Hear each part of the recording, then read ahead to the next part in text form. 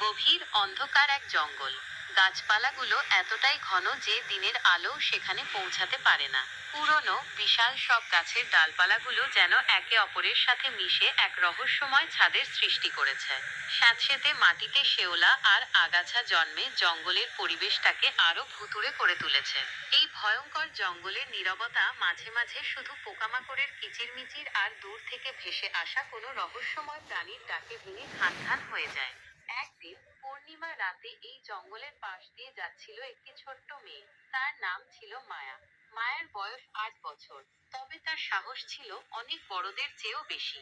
সে তার অসুস্থ দাদুকে দেখার জন্য পাশের গ্রামে যাচ্ছিল। জঙ্গলের পথটা ছিল সংক্ষিপ্ত, তাই মায়া ভয় পাওয়া সত্ত্বেও এই পথটি বেছে নিয়েছিল। চাঁদের আলো গাছের ফাঁক দিয়ে অল্প অল্প করে মাটিতে পড়ছিল, যা মায়াকে পথ চলতে কিছুটা সাহায্য করছিল।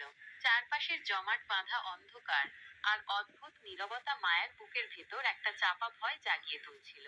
হঠাৎ ঝিঁঝি পোকার ডাকও থেমে গেল। জঙ্গলের নিস্তব্ধতা যেন আরো গাঢ় হলো। মায়া অনুভব করলো যেন কেউ তার আশেপাশে ঘুরছে, তার দিকে তাকিয়ে আছে। সে দ্রুত পা চালালো, কিন্তু কিছু দূর যেতেই সে একটি ঠান্ডা স্রোত অনুভব করলো, যা তার মেরুদণ্ড দিয়ে বয়ে গেল।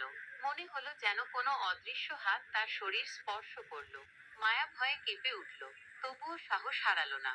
সে তার ছোট্ট হাতের মুঠোয় দাদুর দেওয়া একটি মাদুলি শক্ত করে ধরল। ঠিক তখনই মায়া একটি অস্পষ্ট ছায়া দেখতে পেল। ছায়াটি ধীরে ধীরে গাছের আড়াল থেকে বেরিয়ে এলো।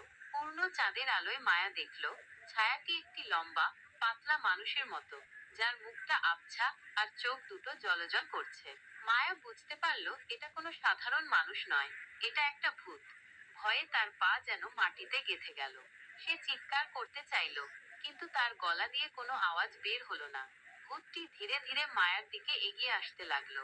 তার লম্বা সরু আঙুলগুলো যেন মায়াকে ধরার জন্য বাড়ছিল। মায়া চোখ বন্ধ করে ফেলল এবং মনে মনে তার দাদুর কথা ভাবতে লাগলো। তার দাদু সবসময় বলতেন, ভয় পেলে ভগবানের নাম জপ করতে।